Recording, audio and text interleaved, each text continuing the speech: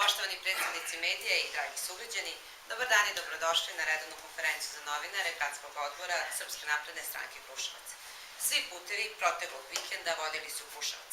Pored Kruševljana, u gradu su zbog spektakularnog koncerta Zdravka Čolića boravili i brojni posetioci iz drugih gradova.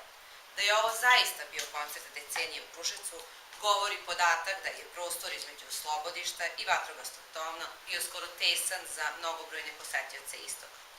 Koncert u organizaciji grada Kruševca, a kao poklon prijatelja grada Kruševca građanima, pamtit će se dugo. Moramo da napomenemo da je koncert Zdravka Čolića imao i humanitarni karakter, jer su prodaji bile puštene VIP ulaznice po ceni od 5.000 dinara, a sav novac otišao je za lečenje devojčice iz Mudrakovca, Natalije Stelatović, koja ima 10 godina i koja je obolela od karcinoma krvnih sudova. Na svakom ulazu takođe stajale su kutije za dobrovoljni prilog, gde su građani mogli da daju svoj doprinos ovom humanom činu. Ovom prilikom se zahvaljujemo svim građanima koji su izašli u susret ovoj akciji. Pored ovog spektakularnog događaja, građani su uživali i u manifestaciji Kruševac kroz oblake, koja se odvijala u parku na Bagdali. U toku 2 dana trajanja ove manifestacije, sugrađani, ali i posetioci mogli su da uživaju u različitim sadržajima.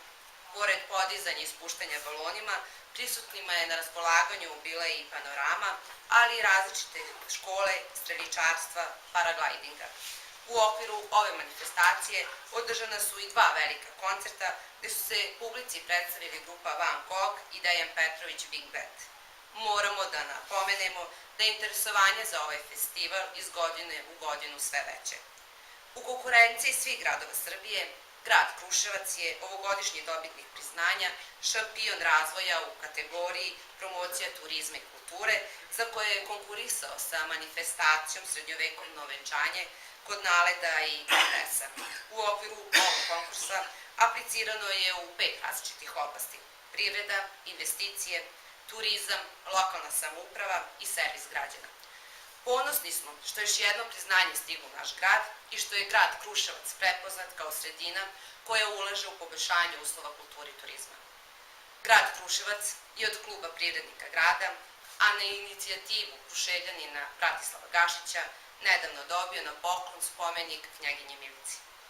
Naš grad, nekadašnji carski grad, konačno je dobio spomen obeležje kakve zaslužuje, što će doprineti i dodatnoj promociji kulturnog nasleđa. Lokalna samouprava grada Kruševca i dalje aktivno radi na poboljšanju uslova života i rada svih građana.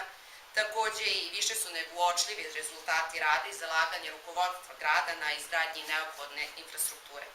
Pored uspešno realizovanih radova na kružnim tokovima, fontanama, parkovima, trenutno su radovi u toku na asfaltiranju pojedinih ulica, a kao primer navodimo i ulicu Jovana Nenada u Lazarici, koja počinje danas. Srpska napredna stranka kao stožer vlasti u Kruševcu izražava zadovoljstvo zbog pozitivnih komentara sugrađana koji svakodnevno upućuju podršku i zahvalnost na infrastrukturnim radovima, uz pomoć kojih grad Kruševac izgleda poput velikih evropskih metropola. Takođe, samo reči hvale stižu i za održani koncert Zdravka Čolića. Podrška od sugrađana nam itekako znači i mi ćemo se u narednom periodu truditi da osluškujemo sve njihove potrebe i da opravdamo poverenje koje nam je ukazano i dato.